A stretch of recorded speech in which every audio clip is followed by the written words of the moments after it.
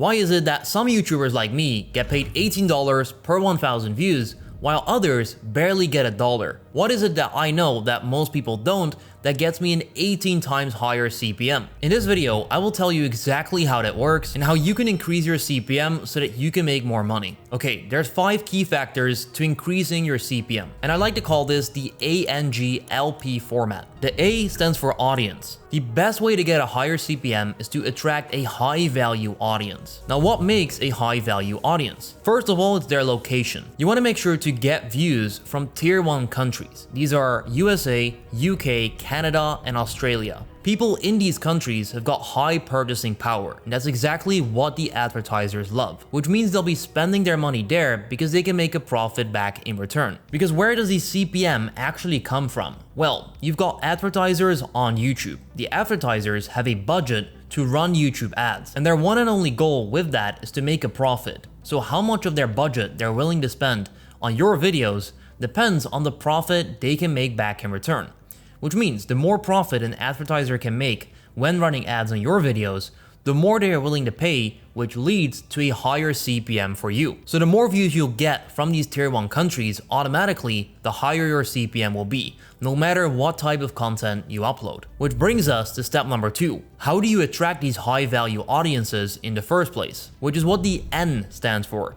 Niches. If you create content around a niche that attracts a high value audience, your CPM will be much higher compared to a niche that attracts a low value audience. Usually, these are videos within the following industries: finance, real estate, automotive, beauty, software, online business, health, and the list goes on and on. Well, let's take a look at some high CPM video ideas. First of all, we've got software, because on softwares, the dollar conversion amount for these companies is extremely high, as well as the lifetime value of a customer, which means advertisers can make back a lot of money in return. So making videos about the following softwares can get you insanely high CPMs. You've got Shopify, MailChimp, Slack, Square, Monday.com, Asana, Xero, and the list goes on and on. Basically, any software within the business industry will have pretty high CPMs as well as a good audience. Then we've got content around online courses. You've probably seen advertisements from online gurus that try to get you to buy their course. Now, these gurus are actually paying quite a lot of money to get in front of that audience,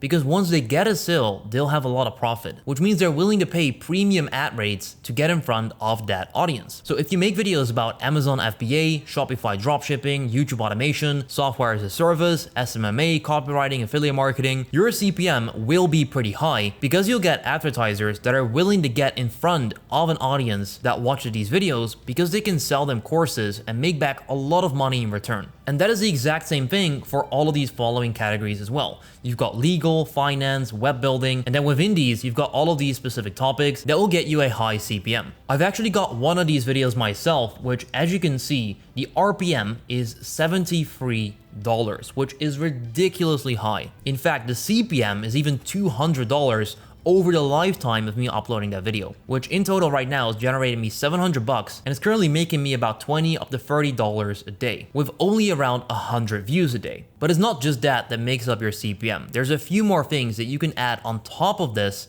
to increase it even more. Number 3 of which, G, stands for guidelines. You want to make sure that your content is advertiser friendly. But if you violate these guidelines and you've got a lot of inappropriate language, violence, adult content, shocking content, all these things up on the screen right here in your videos, this could mean that not all the advertisers want to advertise on your videos, which will lower your CPM. So this is an article by Google itself. It's called Advertiser Friendly Content Guidelines. Highly recommend you go over this and make sure that you don't bring this back into your videos. Number 4, L, stands for longer videos. Remember the $73 RPM video I just showed you? That video is over 30 minutes long, which means I can place multiple ad breaks into that video, which you can do when your videos are longer than 8 minutes. For example, this video is over 29 minutes long, which means I can add multiple ad breaks throughout the entire video, which, as you can see, I have done. I have placed 8 ad breaks for just this video alone. Preferably, you can even make 1-hour videos. This is proven to boost your CPM a lot since you can have so many more ad breaks in one video. Which brings us to the final simple trick that you can apply, which is the ad placement strategy that you use. In my opinion, you want to place ad breaks at the moment